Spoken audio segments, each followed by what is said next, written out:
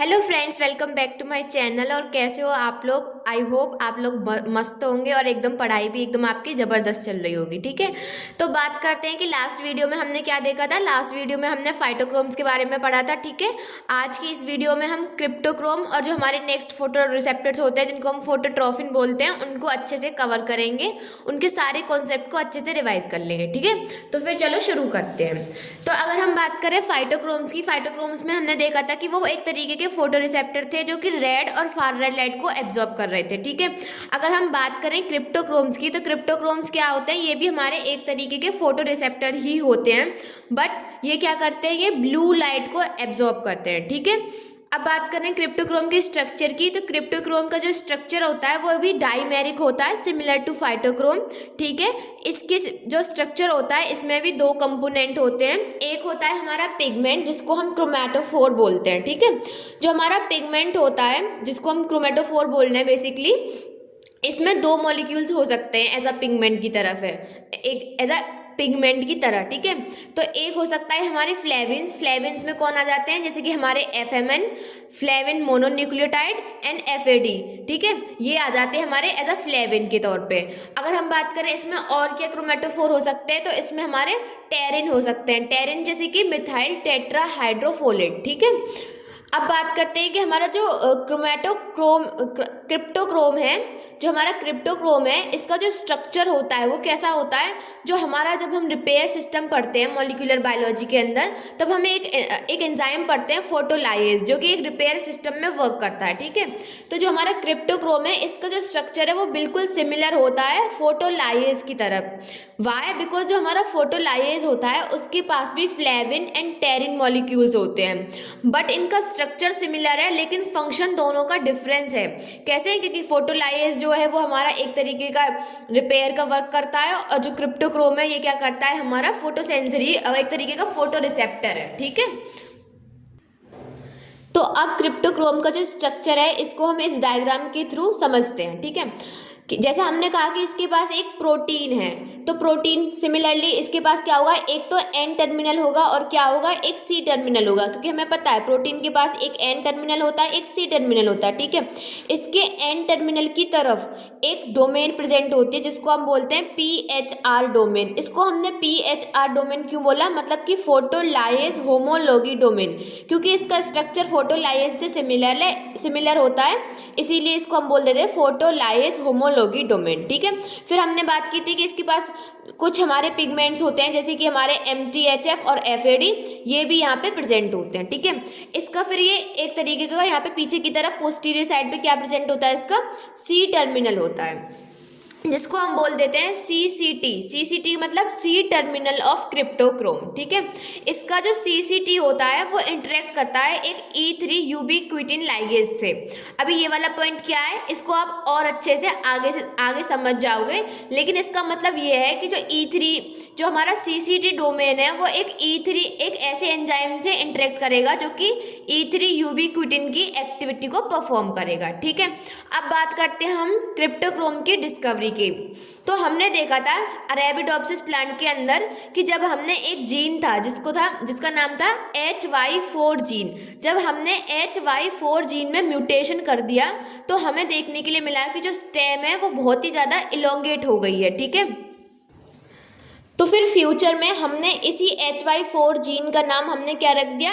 क्राई1 gene. ठीक है, क्राई1 gene जो है वो इम्पोर्टेंट है, इसको हम आगे अच्छे से देखने वाले हैं। ठीक है, तो वहीं अब बात करते हैं हम जीन्स ऑफ क्रिप्टोक्रोम के। तो बेसिकली क्रिप्टोक्रोम के 3 जीन्स होते हैं, क्राई1, क्राई2 एंड क्राई3। ठीक है, क्राई1 और क्राई2 ये दोनों जो जीन्स होते हैं ये हमारे न्यूक्लियस में प्रेजेंट होते हैं। ठीक है, जबकि जो हमारा क्राई3 होता है, क्राई3 हमें देखने के लिए मिलता है क्लोरोप्लास्ट एंड माइटोकॉन्ड्रिया में। ठीक है, जो क्राई3 है इसका जो फंक्शन है वो स्टिल अभी अननोन है, मतलब अभी हमारे पास इतनी सफिशिएंट नॉलेज इन्फॉर्मेशन नहीं है क्राई3 से रिलेटेड, लेकिन ऐसा मानते हैं, मतलब साइंटिस्ट ऐसा बिलीव करते हैं कि हो सकता है कि जो क्राई3 है इसके पास फोटोलाइएज की एक्टिविटी हो, may be, not sure, may be. ठीक है, और ये जो हमारा क्राई3 होता है इसके पास CCT डोमेन जो होती है वो एब्सेंट होती है। अभी हमने ये स्ट्रक्चर देखा था एन टर्मिनल पे PHR डोमेन और फिर ये PT मिथाइल टेट्रा हाइड्रोफोलेट और FAD देखे थे और इधर C टर्मिनल देखी थी। तो जो Cry3 है इसके पास C टर्मिनल क्या होती है, एब्सेंट होती है।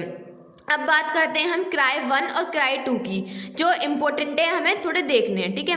अगर हम Cry1 की बात करें, जैसे कि दोनों की लोकेशन तो न्यूक्लियस ही रहने वाली है, लेकिन अगर हम Cry1 की बात करें तो ये लाइट में स्टेबल होता है, जबकि जो Cry2 होता है वो लाइट में कैसा होता है, अनस्टेबल होता है, ठीक है। अब बात करते हैं कुछ फंक्शंस की, क्रिप्टोक्रोम के क्या क्या फंक्शंस होते हैं प्लांट के अंदर। तो ये रेस्पॉन्सिबल होते हैं फॉर द सर्केडियन रिदम। ये क्वेश्चन ऐसे पूछ लेते हैं कि प्लांट के अंदर सर्केडियन रिदम कौन सा फोटो रिसेप्टर जो होता है वो रेगुलेट करता है, ठीक है। तो जो सर्केडियन रिदम है वो कौन कंट्रोल करता है, हमारा क्रिप्टोक्रोम, ठीक है। अभी हमने ये वाला फंक्शन तो उसका देखा भी था कि जब HY4 या फिर हमने जिसको Cry1 कहा था, अगर उसमें म्यूटेशन कर दिया तो हमें स्टेम इलोंगेशन देखने के लिए मिल रही थी, ठीक है। तो ये क्या करता है, हमारा इनहिबिशन करता है स्टेम इलोंगेशन का। ये जो स्टेम होती है, हाइपोकोटाइल होती है, उसकी लेंथ को ज़्यादा बढ़ने नहीं देता, इंक्रीज नहीं होने देता, ठीक है। इसके अलावा ये स्टिमुलेशन करता है लीफ एक्सपेंशन का, मतलब जो लीव्स हैं वो प्रॉपर ऐसे खिली खिली रहें, ठीक है। इसके अलावा जो कोटिलेडोन का एक्सपेंशन, ये भी इसका एक फंक्शन होता है। इसके अलावा और देखते हैं कि क्रिप्टोक्रोम क्या फंक्शन करता है। तो ये मेम्ब्रेन को डीपोलराइज करता है। डीपोलराइजेशन का क्या मतलब होता है, मतलब उसको कम लेस नेगेटिव करता है, ठीक है। इसके अलावा एक और इम्पोर्टेंट फंक्शन जो कि क्रिप्टोक्रोम परफॉर्म करता है वो है प्रोडक्शन ऑफ एंथोसाइनिन। ये जो होता है ये एंथोसाइनिन का प्रोडक्शन भी करता है, ठीक है। तो अब हम बात करते हैं सिग्नलिंग की, कि क्रिप्टोक्रोम बेसिकली किस तरीके से सिग्नलिंग चलाता है। तो क्रिप्टोक्रोम के केस में हमें 3 सिनेरियो देखने होते हैं। एक, जब लाइट प्रेजेंट नहीं होगी, मतलब जब ब्लू लाइट की एब्सेंट होगी। एक, दूसरा जब ब्लू लाइट प्रेजेंट होगी। और थर्ड कंडीशन हम देखने वाले हैं कि अगर ये जो हमारी CCT डोमेन है, अगर हम इसका ओवर एक्सप्रेशन म्यूटेशन करा दें, मतलब वो अब अपने लिमिट से ज़्यादा वर्क कर रही है, तब हमें क्या सिनेरियो देखने के लिए मिलता है, अब हम वो देखने वाले हैं। तो सबसे पहले हम अपने फर्स्ट केस को देखने वाले हैं। पहली सिनेरियो में क्या है, जैसे हमने फाइटोक्रोम में देखा था कि जो हमारा COP1 होता है और SPA1 होता है वो मिलके HY5 जीन का क्या करा रहे थे, डिग्रेडेशन करा रहे थे। तो कुछ सिमिलर वैसा ही है यहाँ पे भी। तो यहाँ पे क्या होगा, जो हमारा Cry1 जीन होगा जिसके पास CCT डोमेन है, वो अभी क्या है, इनएक्टिव है, क्योंकि ब्लू लाइट यहाँ पे प्रेजेंट नहीं है, ठीक है, जिसकी वजह से Cry1 जो है वो इनएक्टिव है।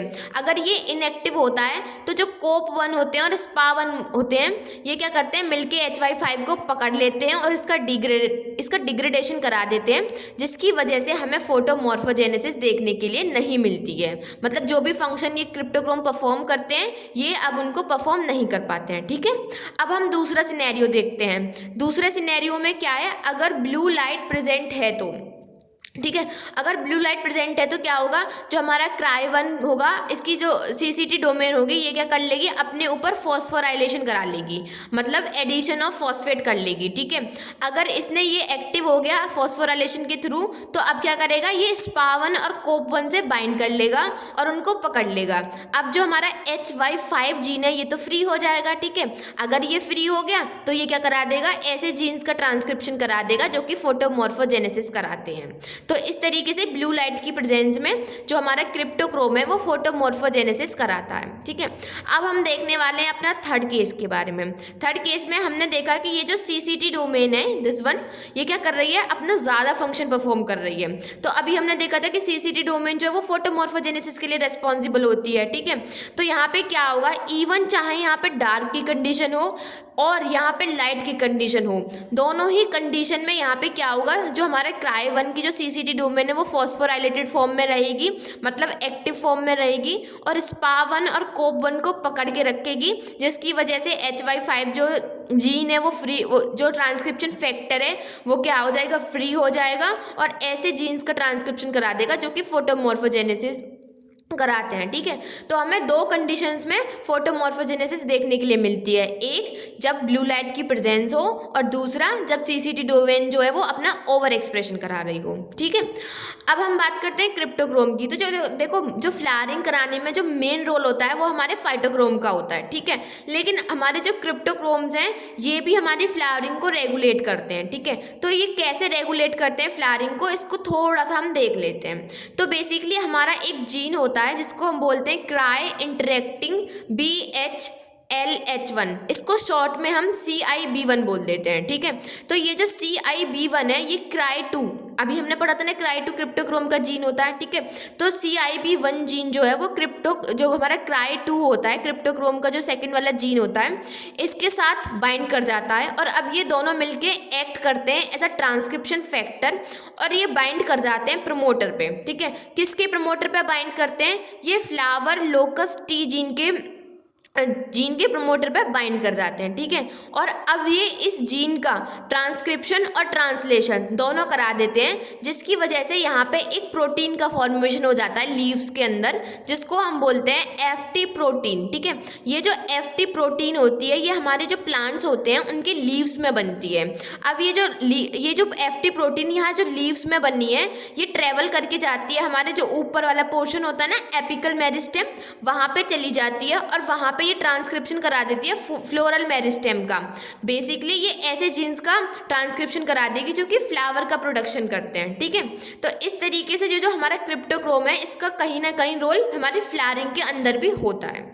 तो ये हमने पूरा एक क्रिप्टोक्रोम के बारे में देखा था कि डाइमेरिक स्ट्रक्चर होता है, फोटो रिसेप्टर है ब्लू लाइट का, पिगमेंट में इसके पास फ्लेविन और टेरिन हो सकते हैं, प्रोटीन में इसमें N टर्मिनल C टर्मिनल होता है, N टर्मिनल में PHR डोमेन भी हो सकती है। डिस्कवरी हमने बात देखी थी कि HY4 जीन में म्यूटेशन कर दिया था तो हमें स्टेम इलोंगेशन देखी थी। इसी HY4 जीन को हमने आगे चल के क्राई1 जीन कहा था। 3 जीन जो क्रिप्टोक्रोम में होते हैं वो होते हैं क्राई1, क्राई2, क्राई3। क्राई3 जो है वो इतना ज़्यादा डिस्कवर्ड नहीं है, लेकिन हाँ इसकी लोकेशन क्या होती है? क्लोरोप्लास्ट एंड माइटोकॉन्ड्रिया होती है। इसके पास क्राई3 के पास CCT डोमेन जो है वो एब्सेंट होती है, ठीक है। क्राई1 लाइट स्टेबल है, क्राई2 लाइट अनस्टेबल है। फिर इसके हमने फंक्शन देखे थे जैसे कि सर्केडियन रिदम, एंथोसियानिन का production, inhibition of stem elongation and membrane को डीपोलराइजेशन करना।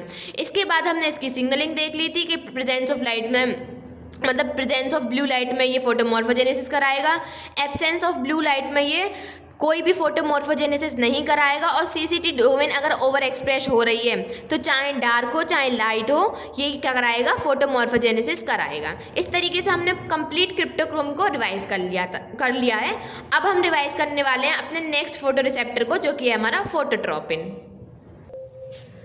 तो फ्रेंड्स अब हम देखने वाले हैं फोटोट्रोपिन के बारे में, ठीक है। तो फोटोट्रोपिन भी हमारा एक ब्लू लाइट का फोटो रिसेप्टर होता है, ठीक है। ये एक तरीके का फ्लेवो प्रोटीन है। फ्लेवो मतलब वही, इसके पास एक फ्लेविन मॉलिक्यूल होगा और एक प्रोटीन का पार्ट होगा, ठीक है। तो ये एक तरीके का हमारा फ्लेवो प्रोटीन होता है। अगर हम फ्लेविन मॉलिक्यूल की बात करें तो इसके पास FMN प्रेजेंट होता है, फ्लेविन मोनोन्यूक्लियोटाइड, ठीक है। और बेसिकली अगर इन फोटोट्रोपिन की लोकेशन की बात करें तो ये एसोसिएटेड होते हैं विद प्लाज्मा मेम्ब्रेन, मतलब ये प्लाज्मा मेम्ब्रेन पे प्रेजेंट होते हैं। तो देखो अब इसका जो स्ट्रक्चर है ना, इसकी स्ट्रक्चर को देखते हैं, ठीक है। तो इसका स्ट्रक्चर में एक प्रोटीन वाला पोर्शन है तो ऑफ कोर्स एक N टर्मिनल होगा और एक C टर्मिनल होगा। बेसिकली ये स्ट्रक्चर कुछ इस तरीके से ऐसे घुमा के प्रेजेंट है, ठीक है। तो अभी क्या है, यहाँ पे एक N टर्मिनल है और एक C टर्मिनल है। इसकी जो C टर्मिनल है आपको दिख रहा होगा, यहाँ पे क्या है? सेरिन थ्रियोनिन काइनेज डोमेन है, ठीक है। इसके पास एक serine threonine kinase domain present होती है, मतलब ये वाली एक्टिविटी को परफॉर्म करता है। तो फ्रेंड्स अगर आपको याद हो तो हमने फाइटोक्रोम में भी सेरिन थ्रियोनिन काइनेज एक्टिविटी देखी थी, ठीक है। तो आपको ये पॉइंट्स ऐसे लर्न करते हुए चलने, क्योंकि ये क्वेश्चन पूछ लिए जाते हैं कि कौन से फोटो रिसेप्टर के पास C टर्मिनल में कौन सी एक्टिविटी है।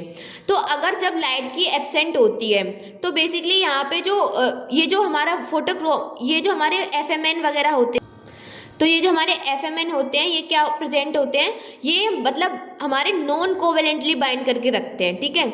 जैसे ये जो हमारा N टर्मिनल है यहाँ पे कुछ डोमेन्स प्रेजेंट है, जैसे कि आप देख भी सकते हो LUV1 डोमेन, LUV2 डोमेन और J alpha helix. J alpha helix तो हमें पता है एक प्रोटीन का ही पार्ट हो गया, ठीक है। लव की फुल फॉर्म क्या होती है? लाइट ऑक्सीजन वोल्टेज, ठीक है। तो ये कुछ डोमेन प्रेजेंट होती है टूवर्ड्स द N टर्मिनल। तो जब लाइट की ब्लू लाइट जो होगी वो एब्सेंट होगी तो ये जो लव डोमेन है इनके साथ जो FMN मॉलिक्यूल है वो नॉन कोवेलेंटली बाइंड करके रखते हैं, ठीक है। फिर जैसे ही यहाँ पे हमें ब्लू लाइट की मतलब हमें नहीं, प्लांट्स को, जैसे ही प्लांट्स को ब्लू लाइट मिलती है तो क्या करते हैं, इसके स्ट्रक्चर में कुछ कन्फॉर्मेशनल चेंजेस आ जाते हैं। इसके स्ट्रक्चर में क्या चेंजेस आते हैं, जो ये लव 1 और लव 2 पे ये जो FMN नॉन कोवेलेंटली बाइंड थी, अब वो कोवेलेंटली अटैच हो जाती है हमारी सिस्टीन अमाइनो एसिड पे। और इसके साथ साथ अभी यहाँ पे हमने देखा था कि जो हमारी सेरिन थ्रियोनिन काइनेज डोमेन है, इसको केज करके छुपा के रख रखा था लव 2 डोमेन ने। लेकिन जैसे ही लाइट पड़ती है तो ये जो काइनेज डोमेन होती है C टर्मिनल पे, ये क्या हो जाती है, ये फ्री हो जाती है, ये दूर हो जाती है लव 2 डोमेन से, तो ये क्या हो जाती है, फ्री हो जाती है और क्या हो जाती है, एक्टिव हो जाती है। इसके साथ साथ यहाँ पे ये अब कैसे अटैच हो जाएंगे, कोवेलेंटली अटैच हो जाएंगे। तो बस वही लिखा है कि जो C टर्मिनल है इसके पास सेरिन थ्रियोनिन काइनेज एक्टिविटी है। In absence of blue light FMN जो है वो कैसे अटैच है हमारे LOV डोमेन से, non covalently, while in presence of blue light it attach covalently on cysteine amino acid. ठीक है, अब जब ये यहाँ से लव 2 डोमेन से सेरिन थ्रियोनिन काइनेज एक्टिविटी, मतलब जो C डोमेन है, जब दूर हो जाएगी, फ्री हो जाएगी, तो ये एक्टिव हो जाएगी। तो जो एक्टिव काइनेज डोमेन है ये पहले क्या करेगी, ये अपना ऑटो फॉस्फोराइलेशन करेगी मल्टीपल साइड्स पे। मतलब ये सबसे पहले अपने आप को खुद ही फॉस्फोराइलेट करेगी, अपने ऊपर फॉस्फेट ग्रुप होगा उसको क्या करेगी, जोड़ेगी। ठीक है, तो इस तरीके से हमने शो किया है यहाँ पे कि इसने कितनी जगह पे फॉस्फेट का एडिशन किया है। जब ये खुद अपना फॉस्फोराइलेशन कर लेगी उसके बाद देन इट सबस्ट्रेट, फिर ये अपने जो सबस्ट्रेट होगा जिसका भी इसको फॉस्फोराइलेशन करना होगा, अपनी सबस्ट्रेट का फॉस्फोराइलेशन कर देगी। अगर एक बार किसी भी एंजाइम के थ्रू, कोई भी एक्टिविटी के थ्रू जब सबस्ट्रेट का फॉस्फोराइलेशन हो जाता है तो हमें पता है, हमने सेल बायो में बहुत अच्छे से पढ़ा है कि आगे की जो भी फर्दर सिग्नलिंग है वो चलती है। ठीक है, तो ऐसे ही ये जो सबस्ट्रेट अगर फॉस्फोराइलेट हो गया है तो ये फर्दर सिग्नलिंग को कंडक्ट करेगा और जो भी रेस्पॉन्स जो फोटोट्रोफिन को लाने होते हैं वो उन रेस्पॉन्स को लेके आता है। ठीक है, लेकिन अगर क्या ये अगर अब एक्टिवेट हो गया तो क्या ये अब इनएक्टिवेट नहीं होगा, ऐसा तो नहीं होता ना। हमारी बॉडी में अगर कोई चीज़, मतलब हमारी या फिर किसी भी और अदर ऑर्गेनिज्म की बॉडी में अगर कोई भी चीज़, कोई भी एंजाइम अगर एक्टिवेट हो रहा है तो फिर उसको वापस से हमें डीएक्टिवेट भी करना पड़ता है। ठीक है, तो सिमिलरली अगर फोटोट्रॉफिन की अगर ये C टर्मिनल एक बार एक्टिव हो गई तो इसको हमें वापस से डीएक्टिव भी करना पड़ता है। और अगर हमने इसको एक्टिव फॉस्फेट जोड़ के किया था तो मतलब इनएक्टिव कैसे कर देंगे, इनएक्टिव सिंपल है भाई, डीफॉस्फोराइलेशन कर दो। तो यहाँ पे डीफॉस्फोराइलेशन कर देते हैं हम PP2A एंजाइम के थ्रू। PP2A की फुल फॉर्म क्या होती है, टाइप 2 प्रोटीन फॉस्फेटेज। ठीक है, और ये जो इनएक्टिवेशन होता है C टर्मिनल का वो कब होता है, इनएक्टिवेशन कब होगा, डार्क की कंडीशन में, जब ब्लू लाइट प्रेजेंट नहीं होगी। ठीक है, तो ये हमने एक इंट्रो देखा फोटोट्रॉफिन के बारे में और उसके स्ट्रक्चर के बारे में, और हमने ये भी देख लिया कि इसके स्ट्रक्चर में किस तरीके से कन्फॉर्मेशनल चेंजेस आते हैं इन प्रेजेंस ऑफ ब्लू लाइट, और इसमें कौन कौन सी डोमेन होती है, इसका C टर्मिनल पे कौन सी एक्टिविटी प्रेजेंट होती है। ठीक है, अब हम देखने वाले हैं टाइप्स ऑफ फोटोट्रॉफिन के बारे में। बेसिकली हमारे जो फोटोट्रॉफिन होते हैं वो 2 टाइप्स के होते हैं, एक होता है हमारा FOT1 और एक होता है हमारा, मतलब दूसरा होता है हमारा FOT2। तो ये जो FOT1 है और ये जो FOT2 है ये अलग अलग डिफरेंट इंटेंसिटी ऑफ लाइट में वर्क करते हैं। जैसे कि FOT1 जो है वो लो इंटेंसिटी ऑफ लाइट में वर्क करेगा, मतलब जब प्लांट्स बहुत कम, मतलब कम अमाउंट में ब्लू लाइट को रिसीव कर रहे होंगे तब हमारा जो FOT1 है ये वहाँ पे काम कर रहा होगा। ठीक है, और अगर जो प्लांट्स हैं को बहुत ही ज़्यादा ब्लू लाइट मिल रही होगी तो वहाँ पे ऐसी सिचुएशन में कौन काम करेगा, हमारा जो FOT2 होता है वो वर्क करेगा। ठीक है, तो अब हम थोड़े रेस्पॉन्स देखते हैं फोटोट्रॉफिन के। तो देखो क्या क्या रेस्पॉन्स कराता है हमारा जो फोटोट्रॉपिन होता है ये क्या कराता है, हमारा फोटोट्रॉपिज्म कराता है। फोटोट्रॉपिज्म क्या होता है कि जब लाइट की प्रेजेंस में प्लांट जो मूवमेंट शो करते हैं उसको हम क्या बोलते हैं, फोटोट्रॉपिज्म। ठीक है, तो फोटोट्रॉपिन होता है इसका एक फंक्शन जो होता है इंपॉर्टेंट, वो क्या होता है, फोटोट्रॉपिज्म कराना। इसके साथ साथ ये लीफ मूवमेंट एक्सपेंशन भी कराता है, मतलब बेसिकली जो लीफ का जो भी मूवमेंट्स होते हैं उनको भी कौन कराता है, हमारा फोटोट्रॉपिन कराता है। ठीक है, इसके अलावा एक बहुत ही ज़्यादा इंपॉर्टेंट इंपॉर्टेंट पॉइंट जो कि फोटोट्रॉपिन का है वो क्या है, क्लोरोप्लास्ट का मूवमेंट कराना, ठीक है। तो क्लोरोप्लास्ट के मूवमेंट में से मतलब बहुत ज़्यादा क्वेश्चंस पूछे जाते हैं, तो ये वाला पॉइंट तो आपको बहुत अच्छे से एकदम कॉन्सेप्ट पे क्लियर होना चाहिए, ठीक है। तो अब हम थोड़ा देखने वाले हैं कि जो जो हमारे फोटोट्रॉपिन होते हैं ये क्लोरोप्लास्ट का मूवमेंट कैसे कराते हैं। तो मान लीजिए अभी जो प्लांट है उसको लो लाइट इंटेंसिटी मिल रही है, मतलब जो लाइट की इंटेंसिटी है वो कह रहा है कम है अभी।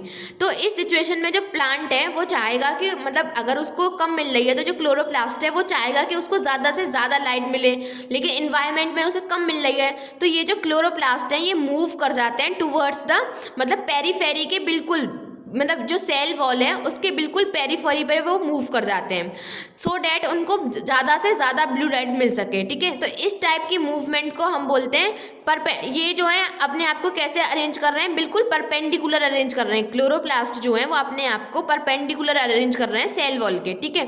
तो इस टाइप का जो मूवमेंट होता है क्लोरोप्लास्ट का, इसको हम बोलते हैं periclinal movement, periclinal wall movement, ठीक है। सिमिलरली अगर प्लांट को ज़्यादा हाई लाइट इंटेंसिटी मिल रही है तो क्लोरोप्लास्ट किस तरीके से मूव करते हैं, जो क्लोरोप्लास्ट हैं अगर इनको ज़्यादा लाइट की इंटेंसिटी मिलेगी तो ये डैमेज हो सकते हैं, ठीक है। तो ये क्या करते हैं, ये अपने आप को सेल वॉल के पैरेलल अरेंज कर लेते हैं सो डैट इनके ऊपर कम से कम लाइट गिर सके, ठीक है। तो इस टाइप का जो मूवमेंट होता है इसको हम बोलते हैं एंटीक्लाइनल वॉल मूवमेंट। अब बात आ जाती है कि लो लाइट इंटेंसिटी में हमने देखा था कि हमारा फोर्ट 1 काम कराता है, ठीक है, और जब ज़्यादा लाइट की इंटेंसिटी होती है तो फोर्ट 2 काम कराता है। तो सिमिलरली इस टाइप का जो मूवमेंट हुआ है इसको हम बोलते हैं एक्यूमुलेशन रेस्पॉन्स, मतलब क्लोरोप्लास्ट जो है वो एक्यूमुलेट हो गए यहाँ पे सो डैट उनको ज़्यादा से ज़्यादा लाइट मिल सके। तो ये जो एक्यूमुलेशन रेस्पॉन्स है लो लाइट इंटेंसिटी में, ये किसने कराया होगा, फोर्ट 1 ने, क्योंकि हमने पहले ही पढ़ लिया कि लो लाइट इंटेंसिटी में तो फोर्ट 1 काम करता है।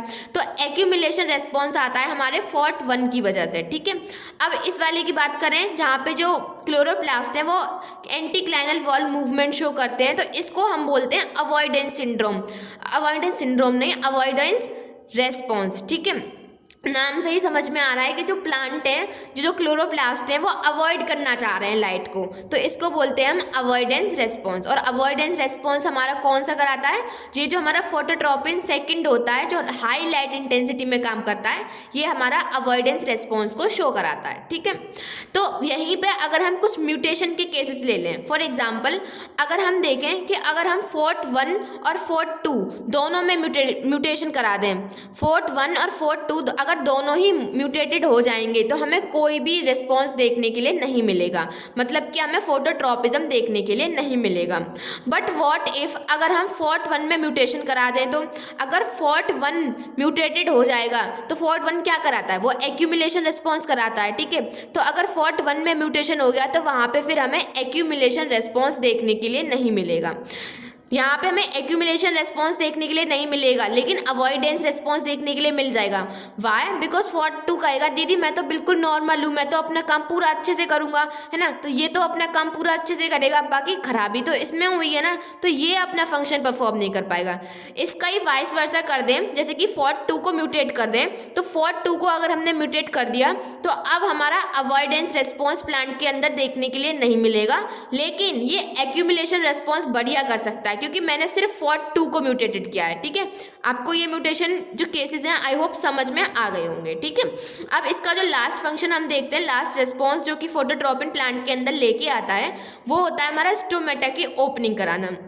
जो ब्लू लाइट की प्रेजेंस में हमारे प्लांट्स होते हैं उनमें स्टोमेटा की ओपनिंग होती है, ठीक है। अब ये ओपनिंग कैसे होती है, इसकी सिग्नलिंग वगैरह कैसे चलती है, ये अपने आप में थोड़ा एक बड़ा टॉपिक है। तो इस वाले टॉपिक को मतलब इसी सब टॉपिक को हम किसी और नेक्स्ट वीडियो में डिस्कस कर लेंगे, ठीक है। अभी हम यहीं तक करेंगे कि जो बस अभी इतना लर्न करेंगे कि फोटोट्रॉपिन जो होते हैं वो स्टोमेटा की ओपनिंग में भी रिस्पॉन्सिबल होते हैं, ठीक है। तो इसके जो इंपॉर्टेंट फंक्शन है आपको पता होने चाहिए, जैसे कि क्लोरोप्लास्ट का मूवमेंट सबसे ज़्यादा इंपॉर्टेंट है, और इसके अलावा फोटोट्रॉपिज्म और स्टोमेटा की ओपनिंग, ठीक है। तो फ्रेंड्स, जैसे हमने बात की थी कि जो हमारे फोटोट्रॉफिन होते हैं ये प्लाज्मा मेम्ब्रेन से एसोसिएटेड होते हैं, मतलब कि ये प्लाज्मा मेम्ब्रेन पे प्रेजेंट होते हैं। तो इस डायग्राम में हमने वही रिप्रेजेंट करने की कोशिश की है कि जो हमारे FOD1 और FOD2 हैं ये कहाँ प्रेजेंट है, हमारे प्लाज्मा मेम्ब्रेन पे प्रेजेंट है। अब सवाल आता है कि इन्होंने क्लोरोप्लास्ट का मूवमेंट कैसे कराया, ठीक है। तो इसका सवाल का जवाब आपको मिलता है आपकी सेल बायोलॉजी के अंदर वाले कॉन्सेप्ट से। आपने पढ़ा होगा कि जब हमें सेल के अंदर कोई भी मूवमेंट कराना होता है तो वहाँ पे एक प्रोटीन होती है जी एक्टिन होती हैं, साइटोस्केलेटन बेसिकली। तो जो जी एक्टिन होती हैं जब वो एफ एक्टिन, ग्लोबुलर एक्टिन, जब फाइबर वाला एक्टिन बना लेती हैं तो ये क्या करा देती हैं, ये कोई भी मॉलिक्यूल मतलब जिस चीज़ का मूवमेंट कराना होता है वो उसका मूवमेंट करा देती हैं, ठीक है। तो बेसिकली यहाँ पे क्लोरोप्लास्ट के मूवमेंट में एक प्रोटीन, सबसे पहले तो यहाँ पे एक प्रोटीन इन्वॉल्व होती है जिसको बोलते हैं हम CUP1 प्रोटीन। इस CUP1 का जो एन टर्मिनल होता है वो क्लोरोप्लास्ट से इंटरेक्ट करता है, और यहाँ पे वो भी होता है जो मैंने अभी आपको बताया कि जो जी एक्टिन है वो एफ एक्टिन में कन्वर्ट हो जाते हैं, जिसकी वजह से ये क्लोरोप्लास्ट को पुश करते हैं, ठीक है। और इसके अलावा यहाँ पे एक और प्रोटीन का रोल होता है जिसको हम बोलते हैं CUP1 प्रोटीन। ये जो CUP1 प्रोटीन होती है यही क्लोरोप्लास्ट का मूवमेंट कराती है। इसके अलावा एक और पॉइंट कि जो हमारा FOD2 होता है ये हमारे प्लाज्मा मेम्ब्रेन पे तो प्रेजेंट होता ही होता है, इसके साथ साथ ये क्लोरोप्लास्ट पे भी प्रेजेंट होता है, ठीक है। ऑल्दो इससे कोई क्वेश्चन अभी तक CSIR नेट में नहीं बने हैं, बट ये एक एक्स्ट्रा पॉइंट था, मे बी जो क्वेश्चन में आ जाए इसीलिए हमने ये कवर कर लिया है, ठीक है। तो फ्रेंड्स, ये था हमारा आज का रिवीजन वीडियो। आई होप आपको ये वीडियो पसंद आई होगी, अच्छी लगी होगी, और अगर ये वीडियो आपके लिए हेल्पफुल है तो please like, share and subscribe to my channel, and thank you for watching this video. Thank you so much friends.